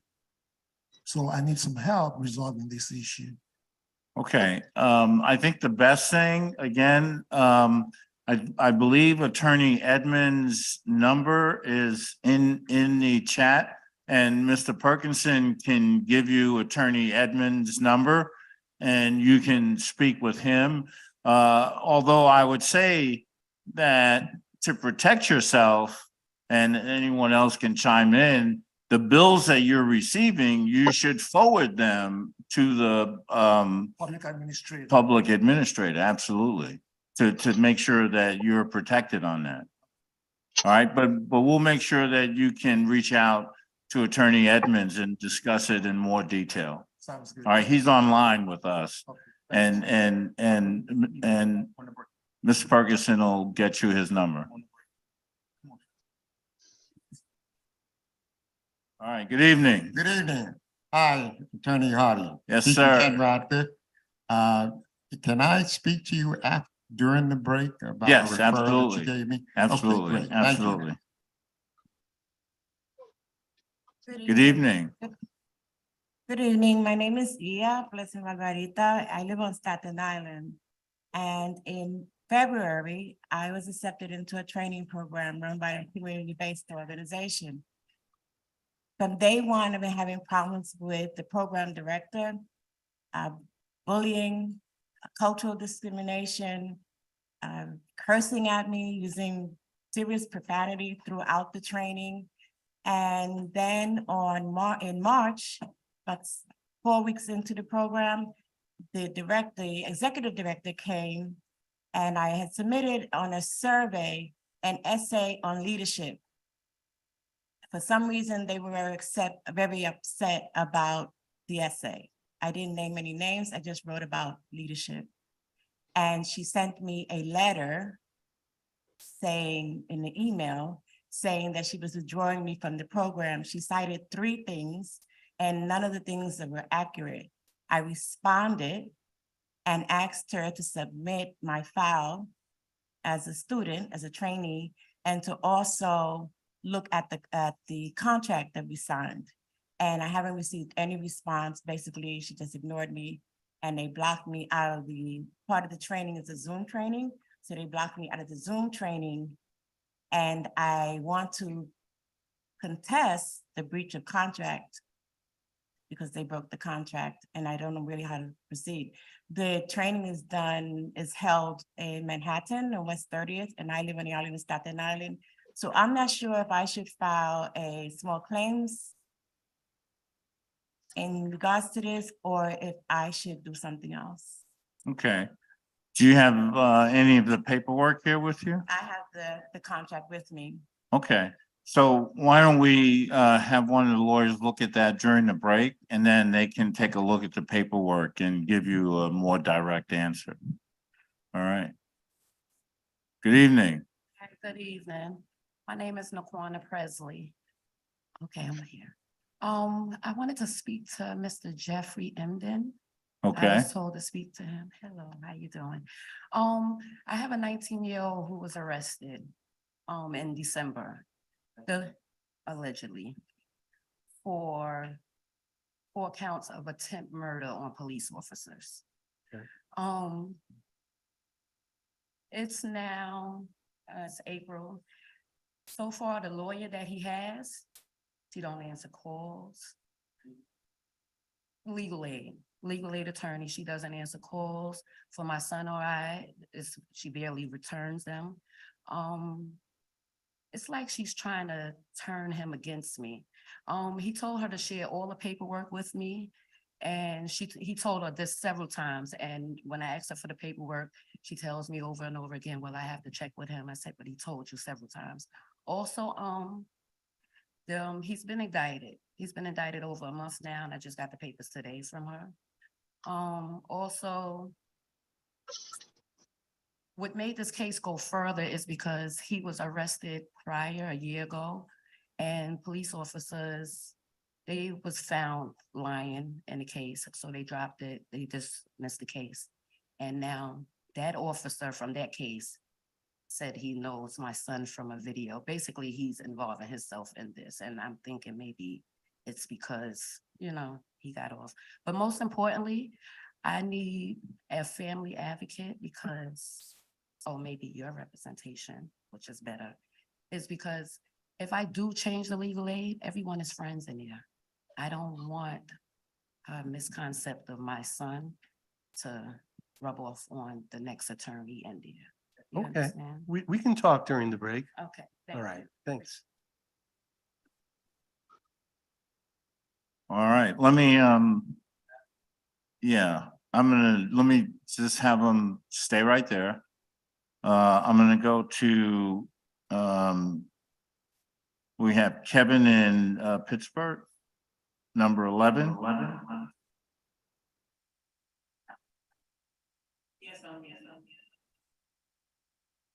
Yeah. If you're getting some echo here, let me just do some adjustment.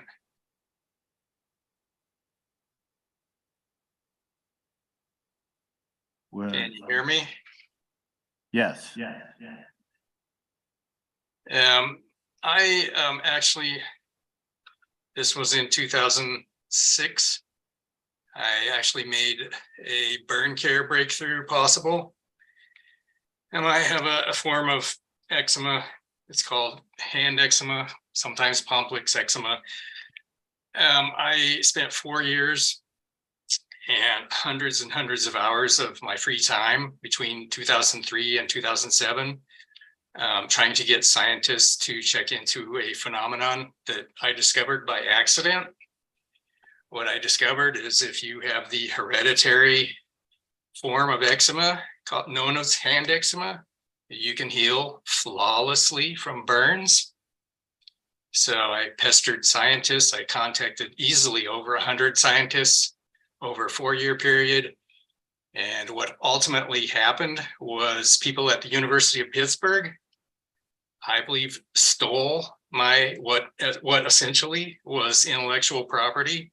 They stole it out of the offices of the National Institutes of Health. They had help from some US Army doctors, and they've been running a big cover-up operation ever since then. And a couple of years after, and I have numerous documents that can prove this whole story. They're all at my YouTube channel, and I will show you.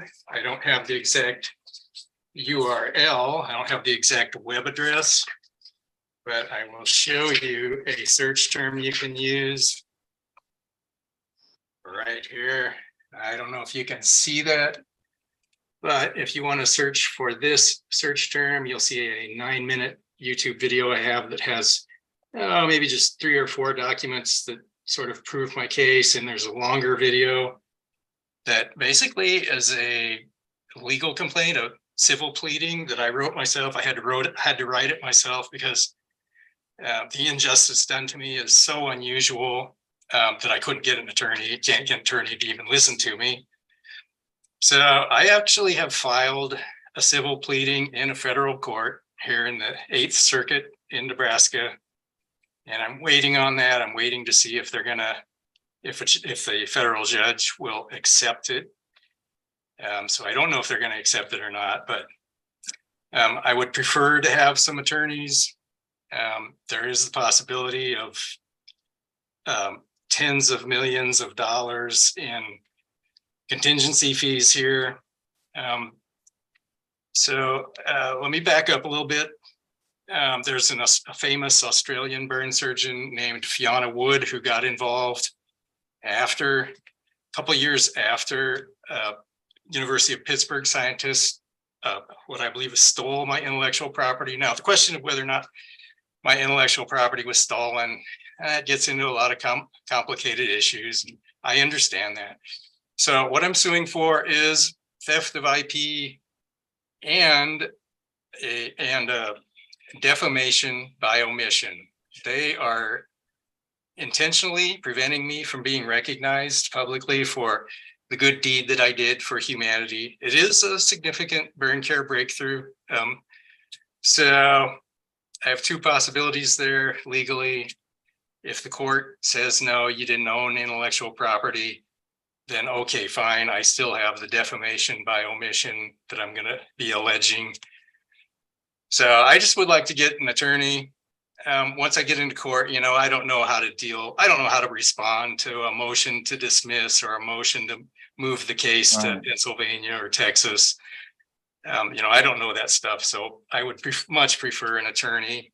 But I do have my pleading all ready to go, has all the exhibits ready to go and it's at my YouTube channel. I have a 9-minute YouTube feature video, which gives you just kind of a preliminary overview of my case and the injustice done to me. And I have a much longer video, which is my legal pleading, which is at my YouTube channel. Each page is visible. All the text is legible. All the exhibits are there. So if attorneys want to look at that, they can do that. Right. So So let me just, you are in Pittsburgh, but the case is in Nebraska. Is that right? I am in Lincoln, Nebraska. The people that originally stole my intellectual property are in Pittsburgh. And then a famous Australian burn surgeon got involved.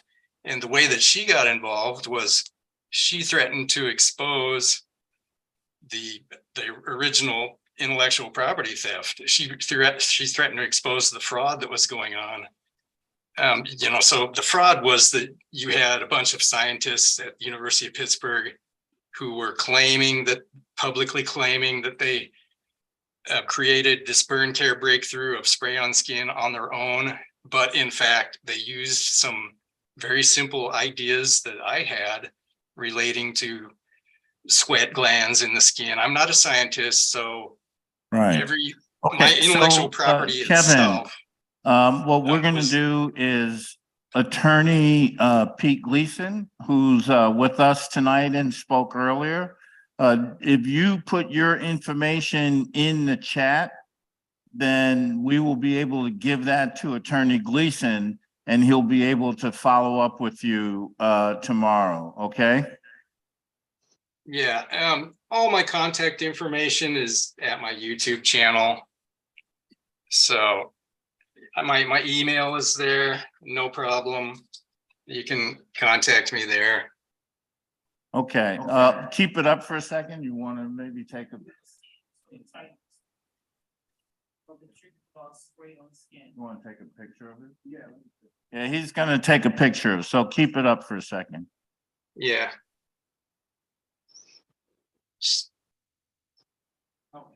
Okay, and if I understood you correctly, I think it'd be good too if you have an email and a number, maybe you could put that in the chat just to facilitate him being able to contact you tomorrow, okay? Yeah, I'll type it in right now. All right. All right, thank you, Kevin. Yes, thank you for Okay. helping me. So we are going next to, is it Michelle Hart?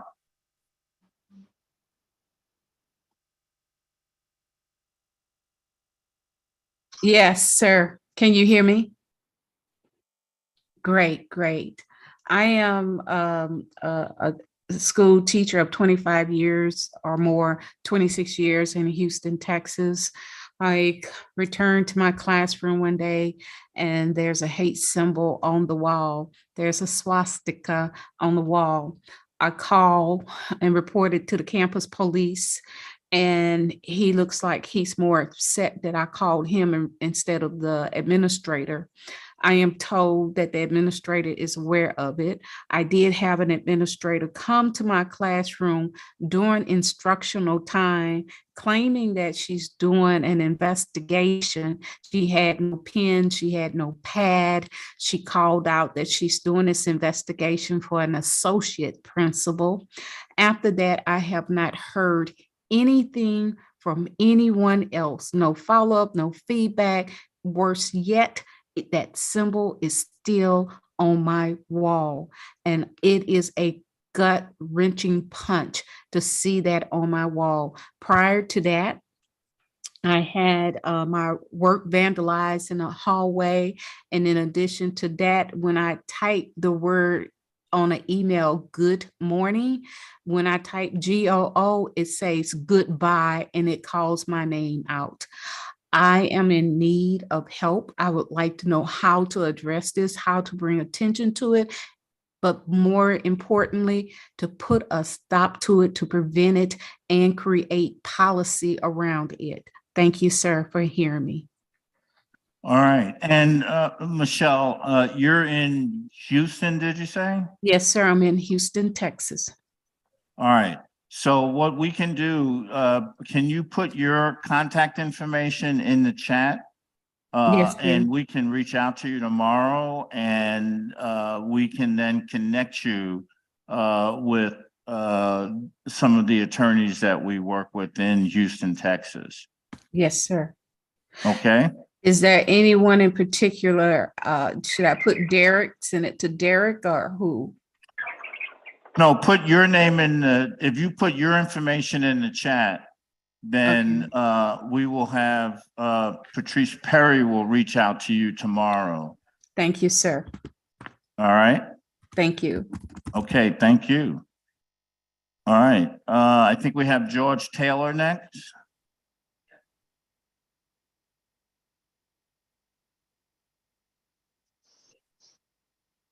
All right.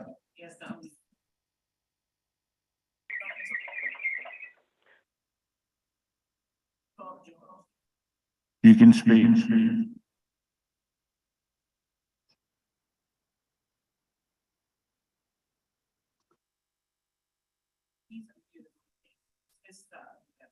Okay. George, I think for some reason we can't hear you, so I don't know if you're still muted on your end. You want to see if you need to unmute further and see if we can hear you.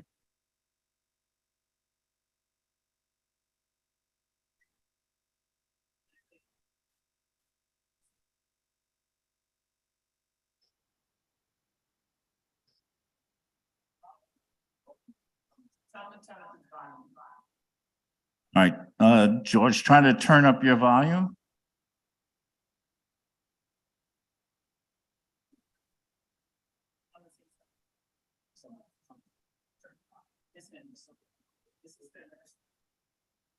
All right, George, can you say something? Because for some reason, we're not hearing you.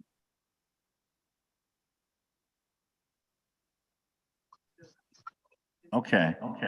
All right, so let me do this. George, for some reason, I don't know what the technology, we can't hear you. So can you put your information in the chat and we will just follow up with you in the morning directly, okay? All right, thank you. All right, we're gonna go to Ali Moore.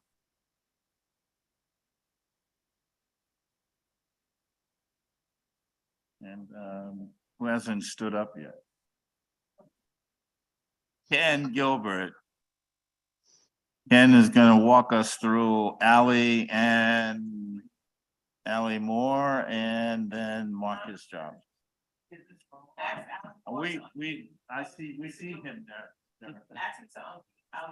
Ali Moore, you unmute yourself.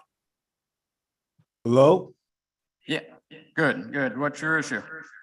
I had my 4th and 14th Amendment violated by precinct 26 on February the 11th, 2020, and on October 1st, 2021, and through October 1st, 2021 to I don't want to go into too much detail publicly, but I'm dealing with one of the violation of my 4th and 14th Amendment in civil rights. Okay, and you're in Minnesota? No, I'm in New York City. Well, I'm actually in Maryland right you're- now, but I'm originally from New York. I'm from Harlem, New York, from Amsterdam. Oh, okay. So your 4th Amendment and 14th Amendment rights were violated and Including my first though. It's a lawsuit lawsuit against yes, finish. in federal court?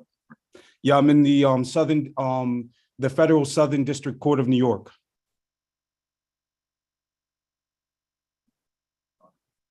Yeah. Have you already filed the cases in New York already? I filed for both of them on February the 11th, 2020, and then also October 1st, 2021 to October 5th, 2021. Okay, and you've already filed the cases and you haven't, but you filed them pro se? I did February the 11th pro se myself, but then my October the 1st to October the 5th, 2021, my attorney bounced though. Little sketchy between me and him right now. He didn't want me to sue my building complex, Morningside Gardens. Derek, can he call you tomorrow to find out about the attorney that he filed the cases with? Put your information in chat. My number? And then we'll follow up with that, okay? All right, you want me to put my number in or my email? Your name, number, and email address, yeah. Appreciate it. Thank you for working with me. Okay. Marcus Janis, you there? Marcus Jarvis. Jarvis, I'm sorry, Marcus Jarvis? Yes. Marcus Jarvis from Minnesota. Yes. Ah, okay, sir, how you doing? Pretty good.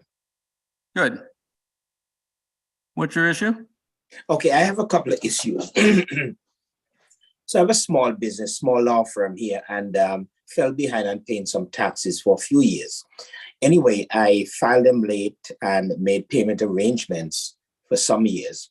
And December of 2017, made payment arrangements, and by May of 2018, they had filed criminal charges against me. And on the Minnesota Department of Revenue website, excuse me, they talk about, payment plans, tax rebate and things like that. And I was rather surprised that they came and filed 2015 against me in particular. So that's one issue. And you're in Minnesota, it looks like, right? I am in Minnesota, yes.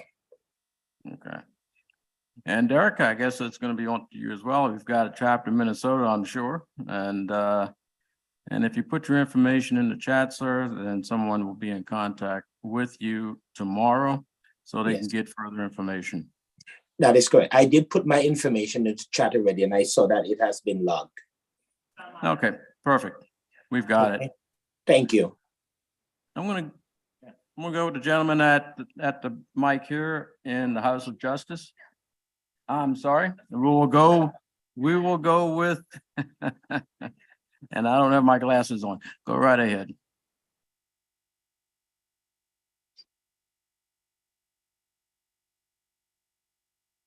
Good evening. Good evening. How can we help you?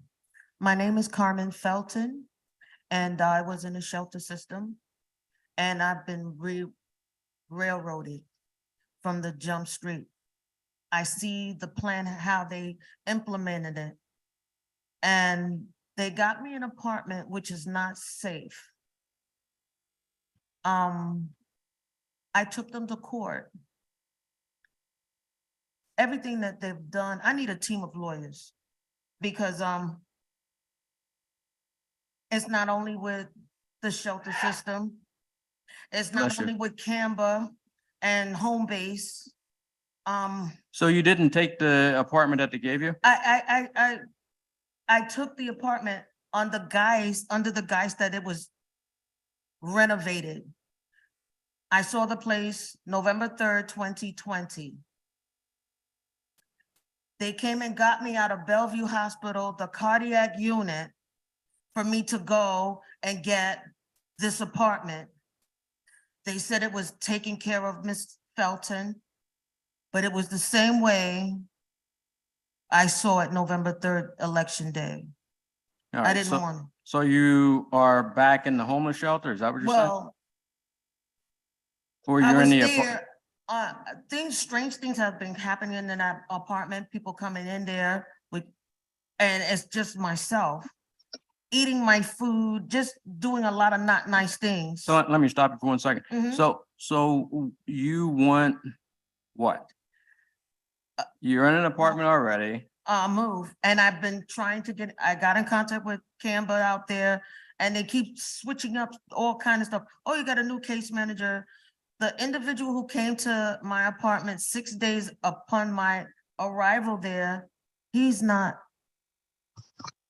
I don't know who I opened the door to. So I'm a little confused. So you That's are how I in look. the apartment that they showed you? Yeah, but you feel that the apartment isn't up to isn't safe. standard. Oh, and it's Okay. shoddy workmanship. People who are doing drugs is coming into the apartment from various holes within the structure. I took them to court and,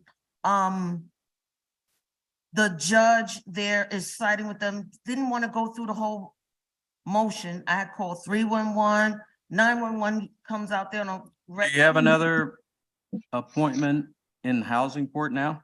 No, as of June, I didn't even want to stay there. When I came So back. June of what year? Last year? So you're What not, happened? what happened in housing court then? What happened? She dismissed it, like, oh, they're gonna come out and do the work, and it was always some kind of thing after that. Okay. What so- happened was I got sick. They found out I have a brain tumor. So I was, July. I'm sorry. It's 9 months. Okay. And so So you just want the apartment I don't fixed? want to be there because there's a lot of wickedness that's going on there. And as I said, I had a medical device to come in to that home with me in June, and they took it. And I felt unease at that point. So when I went back to the hospital, they kept me to treat me the balance of June. And then when they treated me, I left, and then I started to feel sick 2 days later. I Okay, went back to the I'm gonna, hospital. I'm gonna, Yeah, I'm I gonna, didn't- I'm gonna stop I'm you there. sorry. So basically you need either another place to live. Yes, and closer to my doctors, because all my doctors Okay. are in Harlem or the Bronx, not that borough where I live, Okay. where you have to take a ferry.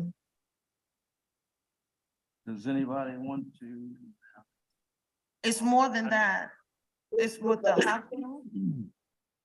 All right, I think what we'll do Yeah. is actually, I think first thing we need to do is, Eric, is there a way we can arrange for someone to visit with her and, you know, inspect the apartment and, you know, just get more details that way and then figure out where to go from there? And also we can get the information on your medical situation.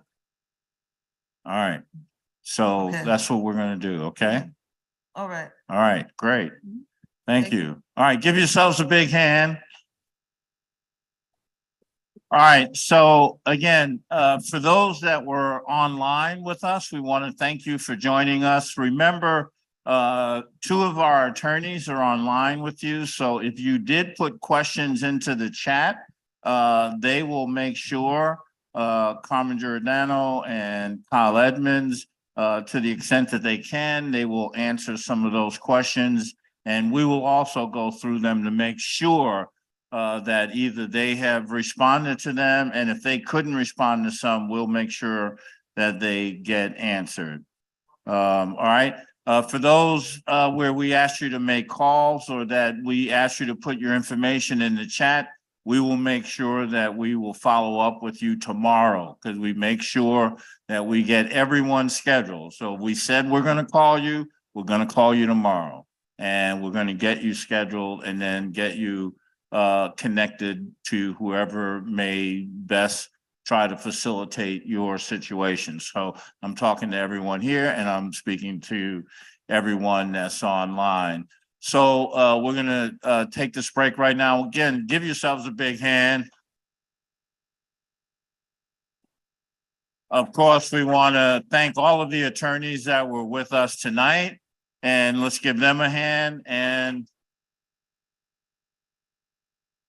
we want to thank Attorney Giordano. Is Attorney Giordano and or Edmund still on? All right, Kyle, you're still on? Yes. Kyle, just come on and say hello to everybody real quick before we move on. Yes, I'm still on. Hello, everybody. Sorry I couldn't be there in person tonight. Happy to be online. And it seems as though we need a few more attorneys online I know it's Carmen and myself. I am able to assist with the estate planning matters, probate matters. I saw somebody put something in there about probate. We definitely can talk about that. I put my contact information, my email and telephone number in the chat. And so if you deem it appropriate to follow up, most certainly reach out to me and I will do my best to get back to you and resolve or at least talk to you about your issue. I also used to do landlord-tenant matters. And so while I don't do them as much today, there are not many of us on the panel who do. So if you need assistance there, I'll try my best to assist you there as well. All right, Kyle Edmonds. Let's give Kyle a hand. Thank you so much. All right, so, again, if it's the last Thursday of the month, it's Legal Night at National Action Network. The last Thursday in May is Thursday, May 25th. So we'll be hanging out here for those of you that may want to have some follow-up questions with us. We appreciate you. God bless you. Let's all get wherever we're going safely. And we'll see you on May 25th. Of course, we are here every Saturday for the Saturday Action Rally, 9 a.m. Saturday morning. This Saturday is going to be truly memorial because we will be doing a program in connection with the memory of the Harry Belafonte. And we'll have a number of very, very special guests with us this Saturday morning. So if you're around, if you're here, 106 West 145th Street, we would love to see you Saturday morning. God bless you. Thank you.